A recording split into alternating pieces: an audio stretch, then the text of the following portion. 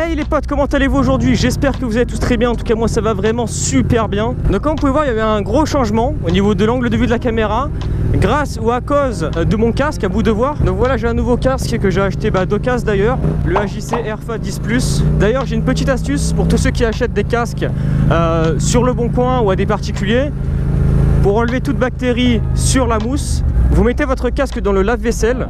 Oui, je rigole pas. Vous mettez votre casque dans le lave-vaisselle et vous faites un cycle comme si vous lavez vos couverts, tout ça. Après vous le sortez, vous le laissez sécher environ 3 jours, 2-3 jours, le temps que la mousse dégorge de toute cette eau et sèche bien comme il faut. Vous le mettez même dehors à l'air libre au soleil et après vous vous retrouvez avec un casque qui est nickel quoi, parce que toutes les bactéries des mousses sont enlevées. D'ailleurs ça sent vachement la lessive dans mon casque, c'est assez agréable.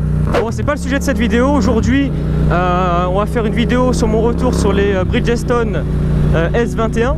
Donc j'ai fait un sondage, d'ailleurs je vous remercie énormément tous ceux qui ont voté, ça fait super plaisir. On a eu plus de 60 votants et ça franchement je vous en remercie énormément. Il y a eu une grande majorité de oui, c'est pour ça que je fais ce retour. Comme dit dans le sondage, j'ai maintenant plus de 1000 km avec ces pneus et j'ai beaucoup de choses à dire d'ailleurs, donc c'est pour ça que je voulais vous en faire carrément une vidéo. Comme vous le savez tous, avant d'avoir mes Bridgestone S21, j'avais des Michelin Power 2CT et c'était de la merde, donc je vais même pas m'attarder sur ces pneus, ça sert à rien. Après je dis pas, il y en a qui sont contents de ces pneus etc. Moi je peux vous dire que c'est vraiment de la merde.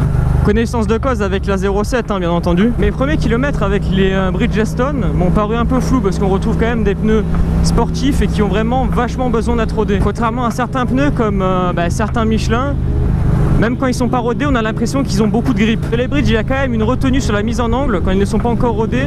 Par contre, croyez-moi que quand vous avez passé les 30 bornes, vous pouvez avoir totale confiance au Gomard. Ah ça mon pote, toi t'es parfait toi. Regarde le kéké. Regarde-moi ce kéké là. Putain. Sans vous parler de la stabilité, quand vous mettez de l'angle avec le S21, c'est un rail. C'est d'ailleurs grâce à eux que j'ai pu bouffer mes sliders, parce que jamais j'aurais pu essayer de faire ça avec les Power 2CT, j'avais pas assez confiance aux pneus. Sur le début vous allez voir, c'est normal, vous avez l'impression que votre moto en virage n'est pas stable. Et passer les 30 km, comme je vous ai dit tout à l'heure, c'est incroyable la sensation de grip que peut vous offrir en fait ce train. Le pneu avant de mémoire est plus fin que mon Pilot Power DCT, donc automatiquement vous avez une mise en angle beaucoup plus rapide. Par contre le pneu arrière je l'ai remarqué quand même assez large, plus large que mes Power DCT. Enfin c'est surtout la forme du pneu qui est plus arrondie. Et de nombreuses personnes me disent également pourquoi tu n'as pas pris les S22, parce que les S22 c'est quand même le modèle au-dessus du S21. Je l'ai dit dans ma vidéo, c'est parce qu'en fait j'ai eu quand même une sacrée réduction sur les S21, ils étaient en déstockage. Et pour le peu de différence, je voyais pas l'utilité en fait. Voilà. Ouais, elle crache quand même. Ouais, tu sens qu'elle avale du tout. Ouais. Allez vite. Putain. Casse-gueule ça pour les bécanes bordel.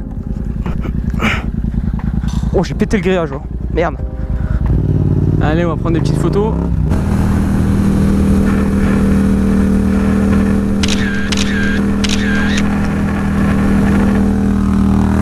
Voilà, on va s'arrêter 2 secondes pour que je vous montre un peu les S21. Donc là vous pouvez voir quand même qu'ils commencent à être bien bouffés sur les côtés. Franchement ce que j'ai aimé avec ces pneus c'est qu'ils ont un dessin très propre, avec un profil qui est vachement top. Donc voilà, l'autre côté pareil, ils commencent à être bien bouffés et ça fait vraiment que 1500 bornes à peu près que je les ai. Faites bien chauffer bien entendu, que ce soit sur n'importe quel type de pneu, vos pneus. Parce que la gomme aime pas trop, surtout sur les bridges.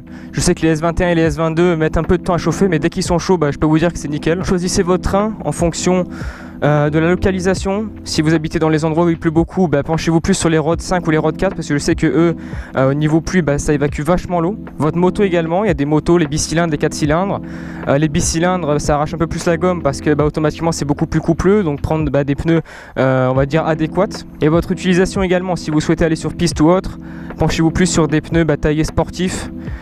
Sur les Rosso 3, les Metzeler M7RR ou même les S21 ou S22 sont super bien pour aller sur piste. Franchement moi je peux que vous les conseiller, ils m'ont jamais fait un pet de travers ou autre. C'est vraiment des super bons pneus, vous pouvez y aller les yeux fermés quoi. Surtout pour la 07, je vous parle après, les autres motos j'ai eu beaucoup de retours également. Et c'était tout autant bien. Bon allez, moi je vais repartir les potes. Portez-vous bien, ride safe à tous. Et moi je vous dis à la prochaine pour une prochaine vidéo.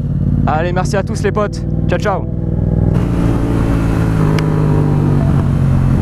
Mais quel est donc cet insecte?